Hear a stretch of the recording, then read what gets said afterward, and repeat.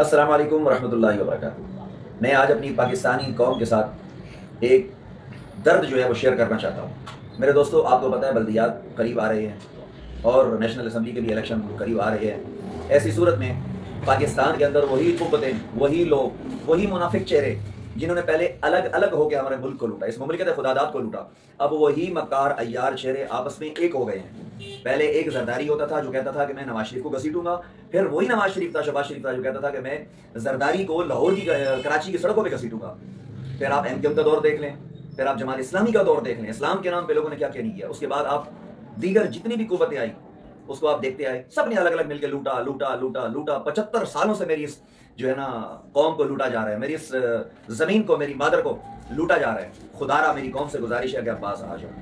جب یہ لوٹ مار سے باز نہ آئے تو پھر یہود و نصارہ کا ایک اور ایجنٹ پاکستان کے اندر عمران نیازی کی شکل میں سامنے آیا۔ اس شخص نے آ کے ریاست مدینہ کا وہ قوم کو جو ہے نا سہانا خواب دکھایا کہ جی میں آپ کے لیے یہ جو ہے نا دودھ کی نہریں بہا دوں گا، میں اسلام نافذ کروں گا، میں حضرت عمر فاروق کا جو ہے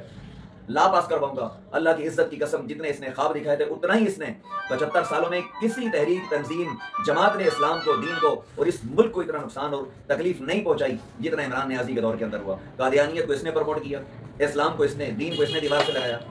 یہودیوں سے قرضے لے لے کے میری اس مملکت خداداد کو مقروض کر دیا۔ خدا را آپ سدھر جاؤ۔ اب پاکستان کی موجودہ حالت یہ ہے میرے پاکستانیوں، ہمارے ملک کے اندر آٹا نہیں ہے، چینی کے ریٹ آپ دیکھ لیں، گھی کے ریٹ آپ دیکھ لیں،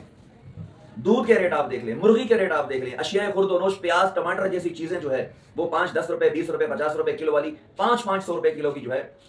مارکیٹ میں فروخت کی جا رہی ہیں۔ خدا را اب کی بار الیکشن کے دنوں میں جس طریقے سے یہ کرپٹ، بے شرم، بے حیا حکمران مجھے اور آپ کو لالی پاپ دیتے ہیں نا کہ اب کی بار ہم یہ کر دیں گے، اب گٹروں کے لیے ووٹ نہیں دینا، اب نالیوں کے لیے، سڑکوں کے لیے ووٹ نہیں دینا، مفادات کے لیے ووٹ نہیں دینا، خدا را اب ووٹ ان لوگوں کو دینا جو آپ کا درد سمجھتا ہو۔ یہ آپ کے بچوں کے مستقبل کو برباد کر رہے ہیں۔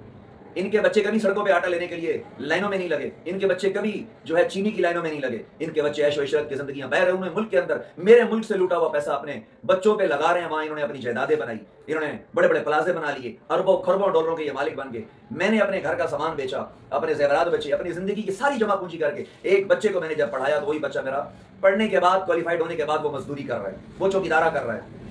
وہ پاکستانی ہو گئے، پاکستانی شہری ہو گئے، تمام ڈاکومنٹس ہاتھ میں لے کے جو ہے نا وہ مارے پھر رہے۔ میرے بچے کے ایک بچے کو نوکری نہیں مل رہی، تو ان کے بچوں کو خدا را آپ خود یہ فیصلے کریں کہ ان کے بچوں پر نوازشات، زرداری کا بیٹا ہمارے سر پہ مسلط، نواز شریف کا بیٹا ہمارے سر پہ مسلط، تو اب ایسا نہ ہو، خدا نہ خواستہ ایسا نہ ہو کہ یہ یہودیوں کے اعلی کار، سہولت کار ملک کو جو ہے نا لوٹتے لوٹتے لوٹتے ہمارے ملک کا دیوالیہ نکل جائے۔ خدا را اب کی بار جب یہ آپ کے پاس ووٹ لینے آئے، ووٹ کی شرعی حیثیت کیا ہے کسی عالم دین سے آپ ضرور رہنمائی لے لیجیے گا، وہ بتائے گا کہ ہم جس کو ووٹ دے رہے ہیں ہم اس کو ایماندار بھی کہہ رہے ہیں،